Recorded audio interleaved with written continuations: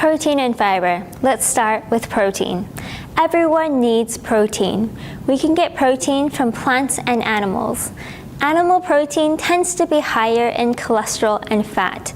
There are some people who believe that animal protein is better absorbed than plant protein. This isn't true. The Food and Agricultural Organization of the United Nations and the WHO have jointly made recommendations that led to the development of the now preferred protein digestibility corrected amino acid score. Under this scoring system, soy has a score of 1, the highest possible score, on par with animal protein. The American Diabetes Association recommends that one of the best proteins for diabetic kidneys are plant-based proteins, such as soy, as it provides quality protein, healthy fats, and fiber. The substitution of soy protein for animal protein in diabetics could result in protection of the diabetic kidney from nephropathy. The positive effects of soy on kidney function apply to both people with and without abnormal kidney function, diabetic and non-diabetic individuals. Now, everyone needs protein, but who especially needs protein? Children need extra protein because they're still growing. They need more protein per kilogram than adults do. They need the protein to support their normal growth and development. In their early stages of life, the children are still learning everything about their new world, and their diet needs to be able to support this. For the elderly, protein also has many benefits. The decline in muscle mass and strength that comes with age contributes to the elderly being more likely to fall. Older individuals also have a lower rate of protein synthesis. Studies have shown that a high protein diet in combination with a resistance exercise routine can help with reducing age-related muscle mass loss. In fact, the elderly need more protein than younger adults. Another group of people who need some extra protein are those who exercise. This is because those looking to gain muscle mass can benefit from more protein, as protein plays a part in muscle synthesis in athletes. Even in women, it can help us gain toned muscles. Protein can also help with weight management. Eating more protein can keep you feeling full for longer, help with burning calories, and favor the retention of lean muscle over gaining more fat. Researchers also found that a diet high in protein can help you feel less hungry at night and in the early mornings as compared to a normal diet. In fact, one study showed that individuals who ate a high-protein diet of 3 meals a day felt fuller late at night than those who ate 6 meals a day. There are many popular protein sources, so let's take a quick look at them. Casein protein constitutes about 80% of milk protein. However, it is not the best choice of protein as a supplement. Casein protein tends to coagulate in the stomach and is difficult to digest. Whey protein is a byproduct of the cheese-making process. It makes up about 20% of milk protein. More and more research has shown that milk products could be detrimental to health.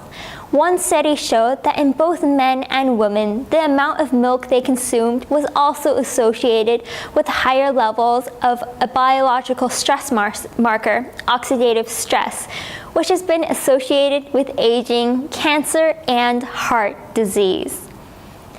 For these common powders on the market, there may be additional products added to the protein powder.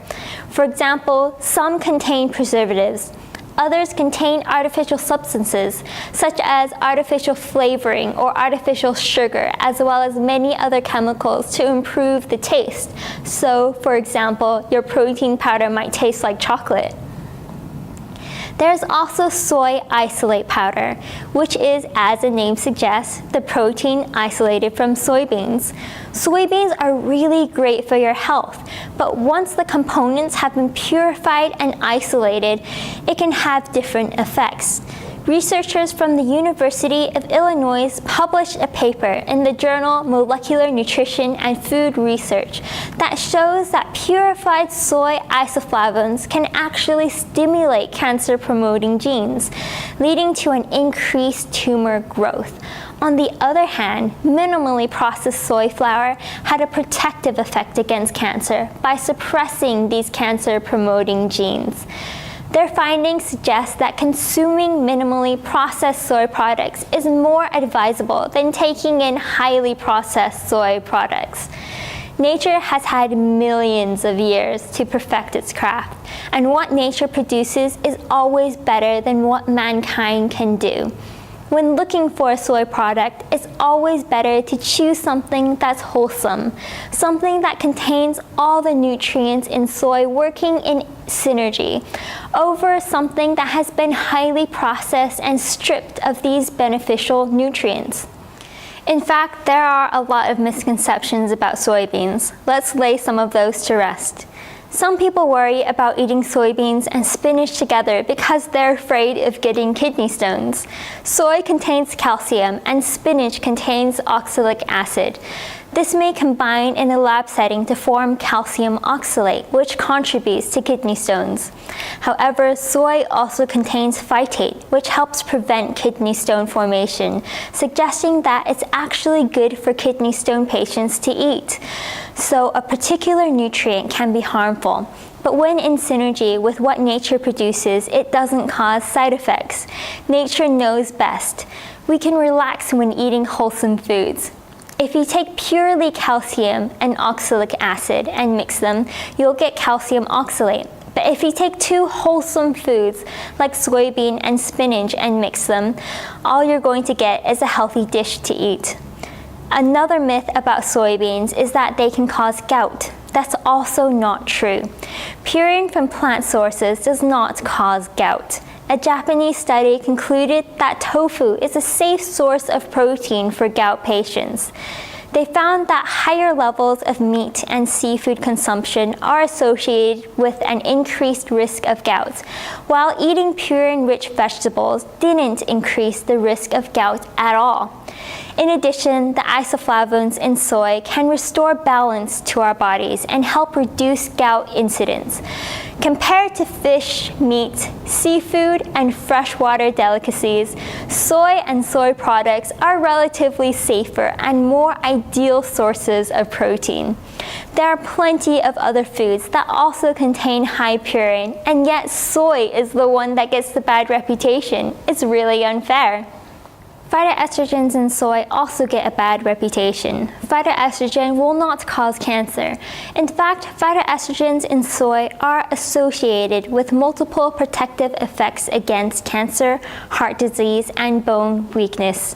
Studies have shown that regular intake of soy-based products as part of a normal diet has a protective influence against the later development of breast cancer. In addition to breast cancer, soy also exhibits a protective effect against bone loss and osteoporosis. Some studies have shown that postmenopausal women who consume high amounts of soy have higher bone density compared to those who have a lower soy intake. For many women, adding soy to a healthy diet may help prevent bone loss later in life. Soy also helps reduce the risk of heart disease. Research regarding soy protein and cardiovascular health has become so robust that the US FDA has awarded soy a health claim. 25 grams of soy protein a day as part of a diet low in saturated fat and cholesterol may reduce the risk of heart disease. Soy phytoestrogen also has no effect on children's sexual development at all, so you don't need to worry that your little boy will suddenly turn into a little girl. In fact, everyone needs estrogen, even men. Men who don't have enough estrogen can actually suffer from increased body fat, osteoporosis, and erectile dysfunction. We talk about protein and fiber together since they're both essential components to our diets. Next, let's have a closer look at fiber. Fiber. The daily recommended intake of fiber is about 30 grams a day for men and 28 grams a day for women. Now that's a lot of fiber to take in.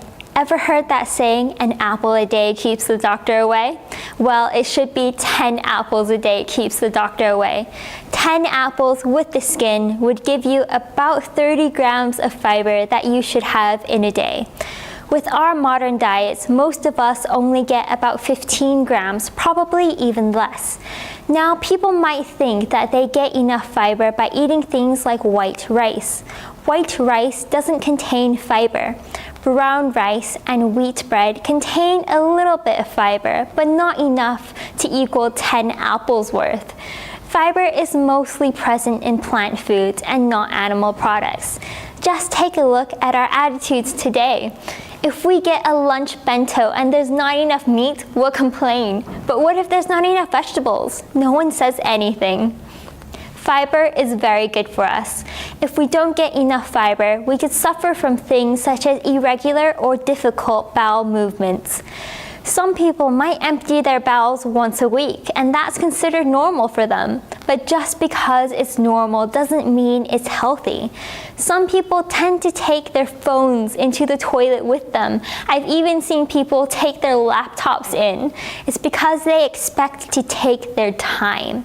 This also isn't the healthiest habit.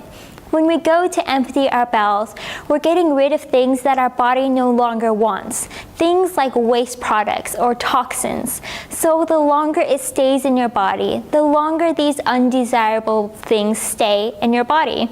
So we want to take in more fiber and get rid of these toxins on a more regular basis. With enough fiber, when you go to empty your bowels, it should be quick and easy. You shouldn't need to take your phone in with you. Fiber can act a bit like a very gentle brush as it goes through your intestine and helps collect all the stuff you don't want anymore. By getting rid of the toxins, it's no longer hanging around in contact with the walls of your bowel. There's some research that suggests fiber can also help protect against colon cancer. By removing all these waste products, our body will thank us. It can even affect our skin and our general well-being. Fiber also helps with cholesterol. Most of the cholesterol in our body is made by our liver and then reabsorbed in the intestine. Fiber helps stop us from reabsorbing this cholesterol so it's eliminated from our body. It can also help with controlling blood sugar. When we're looking at blood sugar, especially for diabetics, we're not looking at how sweet a particular food is. The most important thing is the glycemic index of a food. The glycemic index shows how fast your blood sugar will increase after eating that food. The higher the glycemic index, the higher and faster the rise in blood sugar. The food we eat is converted into simple sugars in our body. So let's take a look at some examples. Plain white rice has a glycemic index of 88. Brown rice is only 59. So what's the difference between white rice and brown rice? Brown rice has a lower glycemic index, meaning that it'll cause a lower and slower rise in blood sugar because it has more fiber. Fiber helps control this rise in blood sugar. Let's take a look at some more examples. Sucrose has a glycemic index of 66, fructose only 23. Sucrose and fructose are both types of sugar, so it's not the sweetness of food that matters, it's the glycemic index. And even though these are sugars, they don't increase the blood sugar as much as something like white rice, which isn't sweet. Soy has a low glycemic index of only 18. Fiber also helps keep our gut microbiota healthy as well in our bodies. We have more bacteria than we do cells. In fact, about 30% of our feces is composed of bacteria. There are over 2,000 species of gut bacteria found in humans. Many people tend to think of bacteria as bad guys. However, our gut bacteria are our friends, and we benefit from their presence. Each person has a unique population of gut microbiota, so unique it's like a fingerprint. So our gut microbiota are our friends. They help keep away the bad bacteria, the type that makes us sick. They help train our immune system, and they even help us with digestion. Our gut bacteria is influenced by what we eat. For example, a diet high in animal products, such as red meat and dairy, will cultivate a type of microbiota that produces TMAO. TMAO has been linked to increasing the chance of heart disease and type 2 diabetes. Unhealthy gut microbiota has also been linked to increasing the risk of fatty liver disease. Lots of fiber helps promote a healthy gut microbiota. Fiber is also helpful for weight management. Fiber helps keep us feeling fuller so that we take in less calories. If you're not taking in enough fiber, you have to make a real effort to eat more. Some people will say that they eat our products and feel an effect, but not when they go to the supermarket and eat the foods there. This isn't right. Supermarket foods are more than good enough. It all depends on the amount you take in. For example, one packet of our fiber product contains about 4 carrots worth of fiber. So our products are only here for your convenience. If you truly make the effort to increase the fiber in your foods, you'll achieve the same results. So let's take a look at NutriFresh and NutriFresh D. The main difference is that NutriFresh is sweet and NutriFresh D is not. When you drink our fiber products, be sure to mix it with enough water, at least 300 mils. If you take in lots of fiber but not enough water, you'll get constipated. You may have noticed that when you mix in the fiber, it will absorb the water and become more gelatinous and puff up a bit. So don't use hot water. This will make it thicker and harder to drink. Please mix it and drink it immediately.